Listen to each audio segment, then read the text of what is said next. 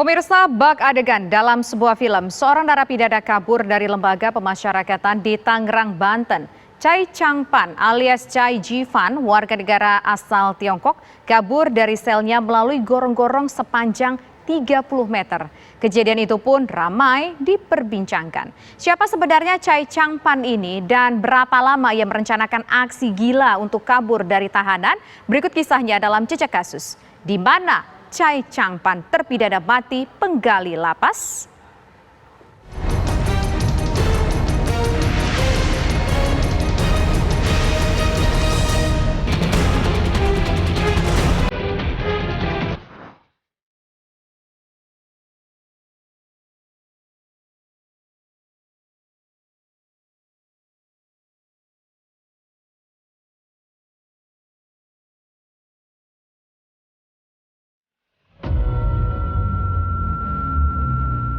Seorang narapidana bandar narkoba asal Cina, Chai Changpan, berhasil kabur dari lapas kelas 1 Tangerang pada Jumat 18 September 2020 lalu.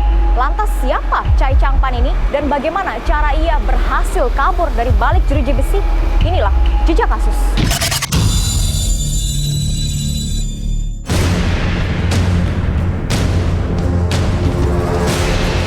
Chai Changpan alias Chai Jifan adalah seorang narapidana yang mendekam di Lembaga Pemasyarakatan kelas 1A Tangerang, Banten.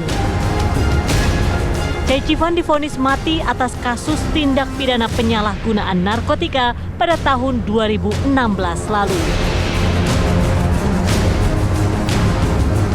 Pria berusia 53 tahun yang pernah menyelundupkan sabu itu viral bukan perkara kasusnya, melainkan cara dia melarikan diri dari lapas pada pertengahan September 2020.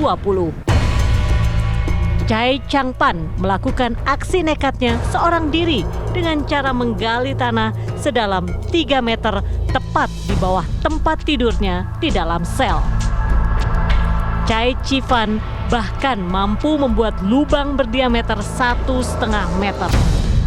Sang napi ini ternyata sudah melakukan penggalian sejak 6 bulan yang lalu.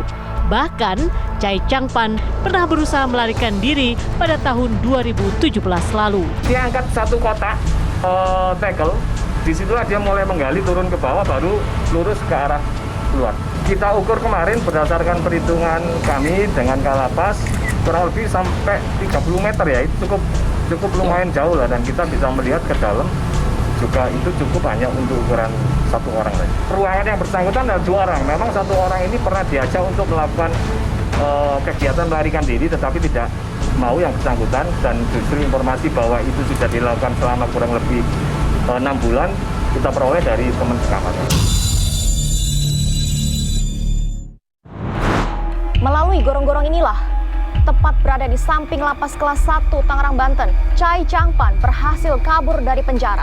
Diduga ia telah menggali sejauh 30 meter yang berasal dari bawah tempat tidurnya hingga menembus ke gorong-gorong ini. Diduga perencanaan penggalian telah dilakukan sejak 6 bulan yang lalu. Hingga pada akhirnya ia berhasil kabur menuju ke arah belakang lapas yang terekam oleh kamera CCTV milik lapas kelas 1 Tangerang, Banten yang berada di atas gedung.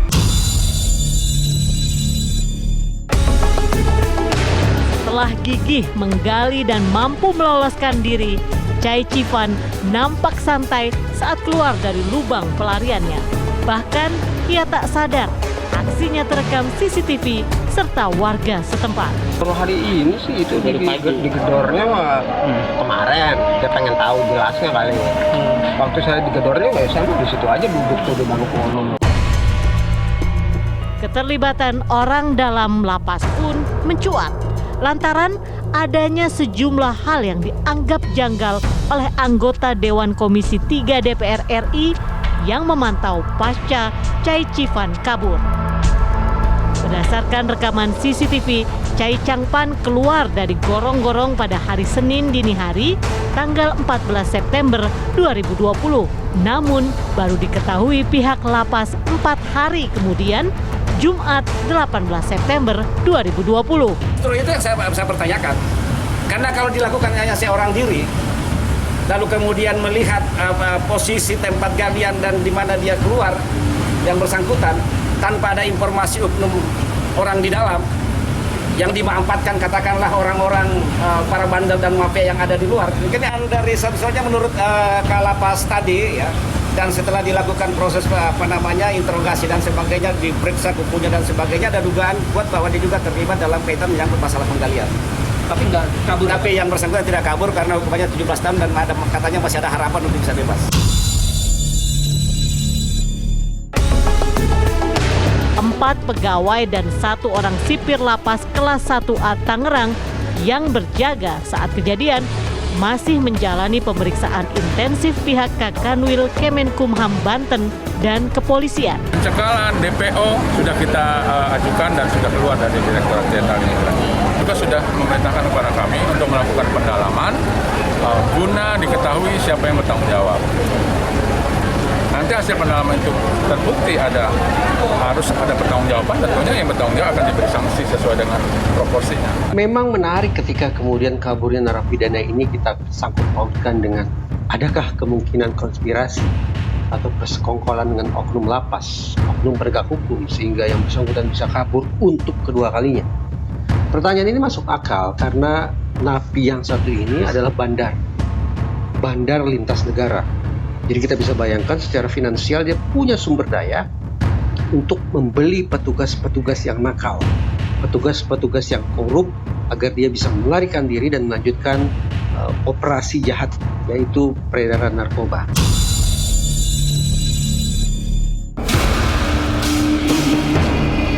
Pasca kejadian, pihak lapas melakukan antisipasi terjadinya hal serupa dan memindahkan 60 narapidana kasus narkotika ke Nusa Kambangan dan Cilegon. Pada kesempatan pertama diketahui yang bersangkutan itu melarikan diri, maka pertama tim dari lapas kelas 1 Tangerang sendiri langsung membentuk tim pencarian.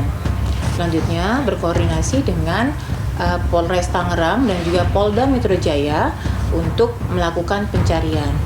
Selanjutnya dilakukan investigasi dari 3 tim. Pertama, tim dari kantor wilayah Kementerian Hukum dan HAM Banten, kedua dari Direktorat Jenderal Pemasyarakatan, dan juga dari Inspektorat Jenderal Kementerian Hukum dan HAM. Sampai saat ini masih dilakukan pemeriksaan dan pengembangan. Isi hunian saat ini di Lapas Kelas 1 Tangerang adalah 2.300. Sedangkan ada 19 titik rawan keamanan di Lapas Kelas 1 Tangerang. Oke, saya sampaikan lagi bahwa kapasitas sesungguhnya dari Lapas Kelas 1 Tangerang itu hanya untuk 600 orang. Seisi 2.300 berarti ada over dari kapasitasnya itu sekitar 300%. Permasalahan klasik memang, tapi memang itu yang masih terjadi, ya. Dan kekuatan pengamanan di setiap shiftnya itu ada 4 shift, itu adalah 12, 13, 12, 13. Bayangkan harus melaksanakan atau mengamankan, menjaga sekitar 3.300. Sedangkan saya sampaikan tadi ada 19 titik rawan keamanan di Lapas Kelas 1 Tangerang. Ada 7 menara. Ada 7 menara yang harus dijaga. Ada 8 blok hunian dan 4 titik rawan lagi. 4 titik rawan keamanan lagi termasuk pintu utama, dapur, ya, yang harus diantisipasi oleh tim penjagaan kami.